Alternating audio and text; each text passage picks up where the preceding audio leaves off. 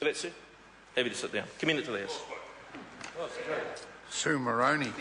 Thank you, Mr Speaker. And can I just say at the outset in this debate that we're talking about lasers. I just had to get that out of my system, Mr Speaker, because Austin Powers has forever made this difficult to talk about this bill without at least giving an attempt to actually honour the icon that Austin Powers movies has made lasers into. But having got that out of my system now, Mr Speaker, I will of course say that this is a very serious bill, and I want to congratulate the member in charge of the bill, Dr Cam Calder, for the first reading of this bill. It is around a serious issue.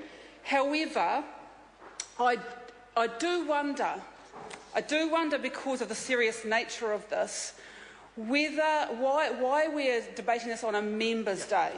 Why we had to, and good on him, good luck to Dr Cam Calder. I might take him to the races one day with that sort of luck, getting it out of the ballot.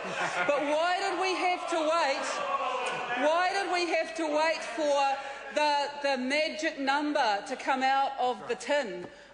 For the members' ballot, instead of this being a government bill that actually could have been addressed and right through all of its processes by now. But instead, the government didn't take this issue seriously enough to put it forward on the order paper as a government bill. It instead left it up to the whim of the members' ballot for it to be drawn out, and fortunately it was drawn out. So congratulations, Dr Calder, on willing it out of the members' ballot. But Mr Speaker, I say this is a serious issue because it has serious consequences, and of course the Labour Party will support this bill in its first reading to Select Committee because there have been incidents, I think some 120 incidents. Am I right about that? 120? 102, sorry, I've got a bit dyslexic with my numbers there. 102 in the last year reported cases where the high-powered laser beams have been used from these handheld lasers when pilots are landing planes at airports. And I'm not sure what type of mind gets an absolute kick out of that, but clearly that's what has occurred. So there's now no doubt that there's an issue here to be dealt with. Some of the issues, though, that the Labour Party will be interested in pursuing through Select Committee, and I heard the contribution from the last speaker, Mike Sabin, seems to have a view that asking questions at Select Committee is somehow idiocy. In fact, that's what the Select Committee process is for, Mr Speaker. That's exactly what it's for. And we will be asking questions around ensuring that, because this bill doesn't deal with the unlawful nature of it, because it's already unlawful, it's already illegal for anyone to take that action against those pilots and their passengers. So let's be clear about that. This is about making it unlawful to be in possession of a handheld laser in certain vicinities.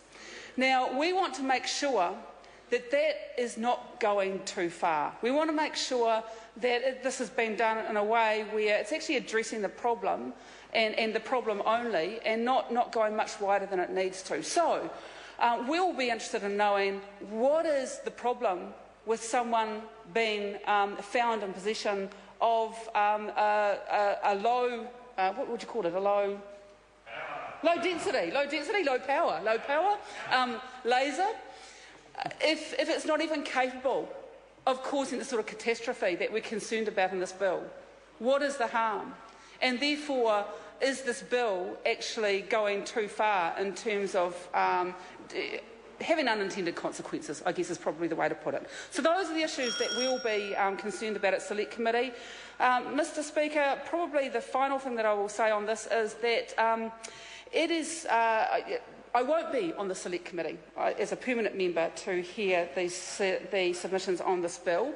That's probably a good thing, because whenever I think about this bill, I'm inclined to want to say laser, and that might get a bit on the on the nerves of the Select Committee. So it's probably a good thing I won't be there for the submissions, but I wish the Select Committee all the best in its deliberations.